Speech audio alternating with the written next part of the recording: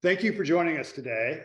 We're going to be facilitating a conversation with two legends in the industry, Bob Oros, who's the chairman and CEO of Hightower, and Steve Lockshin, who some of you may know is the founder and executive chairman of Vanilla, but also in his day job has been an active wealth advisor for over 25 years, serving high net worth clients. So Bob and Steve, thank you so much for joining us today.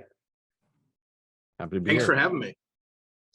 So maybe I'll start with you, Bob. You as leader of Hightower, tell us a little bit more about Hightower and your approach to serving your total clients' needs. And you have a concept called wealth rebalance. Maybe help us better understand what that is. Yeah, thanks, Gene. And start a little bit with the evolution of Hightower. So if you look back when the firm was started 15 years ago, our tagline was an unobstructed view, which really spoke to being a fiduciary, and that was differentiating at that time.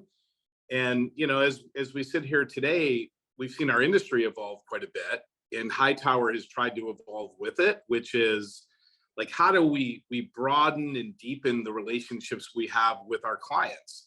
And so we view ourselves as a holistic wealth management firm, but our view of wealth is a bit different than maybe some. And wealth rebalance, but it's the way we spell wealth, WELL-TH. And that really speaks to, for most people, when you really ask them what's important, it's not how big is my portfolio. It's a bunch of things, ranging from good health, success for my kids, getting my kids through college, seeing a daughter get married and being able to pay for it, retiring at a certain age. And so wealth is a very individualized definition. And we've tried to evolve our firm to meet that need. And we talk about it around moments that matter. So like, how do you show up as an advisor with your client in those moments that really, truly matter? They don't happen every day. They don't happen every week. But when they happen, are you prepared? And so we've tried to build our firm around delivering those capabilities so that our advisors can show up and add value in those moments. Well, that's really encouraging. What a modern approach to really almost feels like total life advisory versus just focus on wealth. Yeah, we try not to put a big fancy title on it, which is why we just stuck to wealth rebalance. We let that be a provocative statement to, people either get it or they're like, I don't get it. Tell me more. Either one is okay. Yeah, that's awesome. Well, both of you have been in the wealth management industry for a long time, and you've been a part of a number of successful companies. And obviously the industry's changed quite a bit, and some of what you just talked about, Bob. But the advisor's role is also changing around estate planning. And I'm kind of interested to hear both your thoughts on how that role has evolved over time and what you think it should be in the future. Maybe Steve, you're going to get us going. Yeah, I can give a crack at that. I think certainly as it relates to how advisors have addressed estate planning, although it's reflective of what most attorneys do. Today, most estate planning is episodic. It's something people don't want to deal with. They deal with when they have to. And I would say 9 out of 10 plans we get our hands on either are out of date, incomplete, or have tremendous room for improvement. And so historically, it's kind of like life insurance. They'd always say life insurance is sold, it's not bought. Very few people wake up and like, hey, I got to go buy some life insurance today. And because of the compensation model for most advisors, which is based on assets under management, they generally don't spend a lot of time on estate planning if they're not being compensated for it. That's changing. We started changing a long time ago by charging fixed fees so that we were focusing on the areas where we added value and believe that estate planning was one of those, or what we'll call estate advisory. And I'm sure we'll talk about it a little bit later. But the objective there is to be in a constant state of reform, improving and changing. And so if you go back to what Hightower is doing with their evolution of what happens in their clients' lives, estate planning evolves with that. And that's what I think is changing in the industry. And maybe just to add on, I think so many things in our industry have gotten a bit commoditized. And, think about 25 years ago for those of us who were in the industry, like investments were differentiated. And I'm not saying that you can't differentiate on the fringe, in the area of investments, but it's also become highly commoditized. Technology can do a lot of that work, can set asset allocation, can pick managers. And I think we've all accepted that's like worth a certain amount of value, not nearly the value it used to. But I put estate planning or estate advisory in that bucket of like sophisticated advice.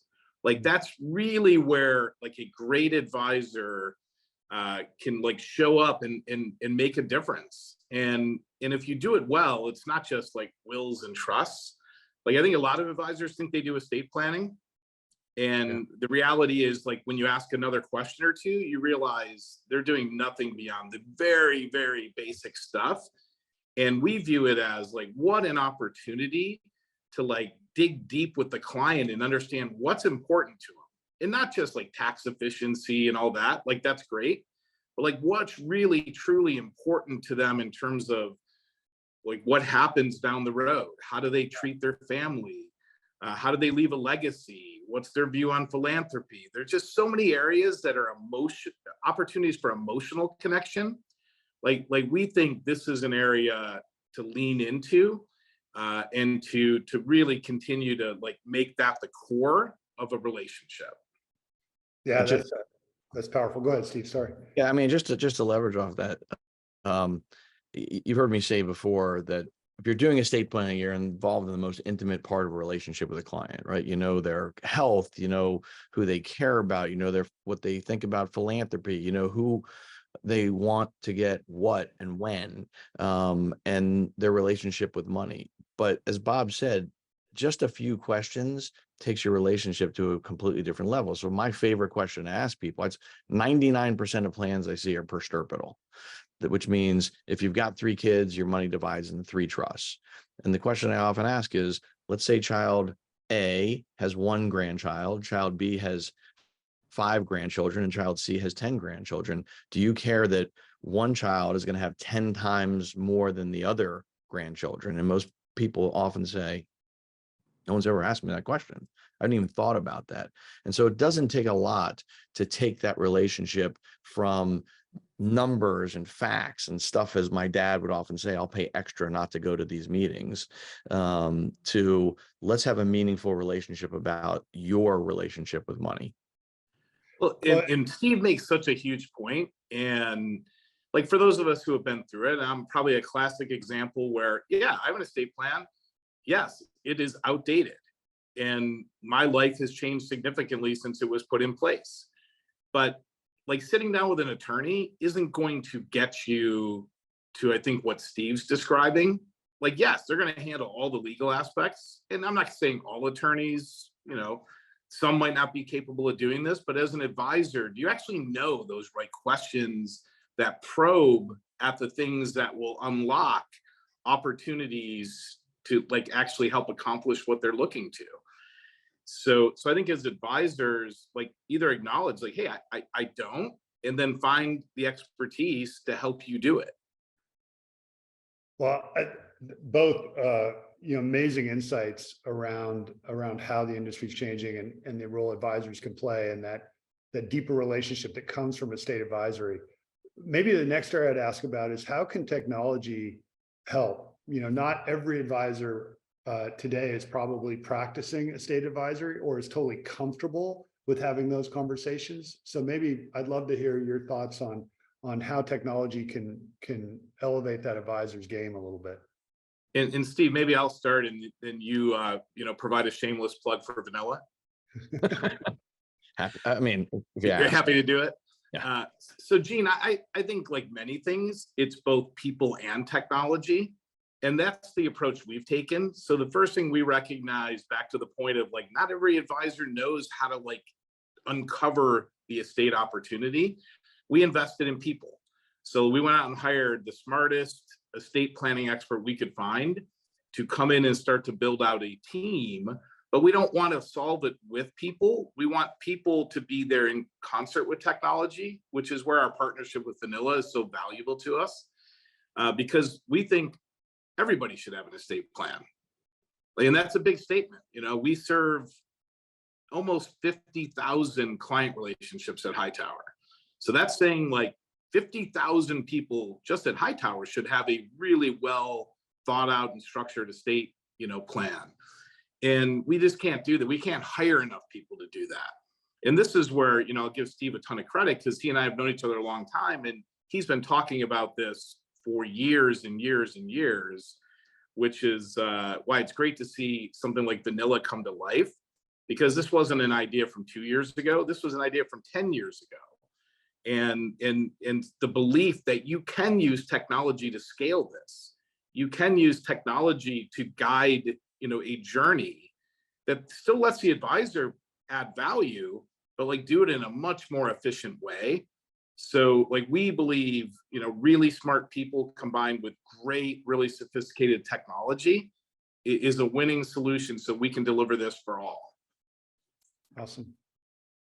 Yeah, Steve? I see it as a way to address past, present, and future in a more efficient way. When I say that, I mean the past is illustrating the planning that I've put in place, recognizing, as Bob said, my life has changed, and so I need to address things. And so in the present, you can obviously use algorithms to mine the data that's in the plan, that's in the system, and suggest opportunities to improve that.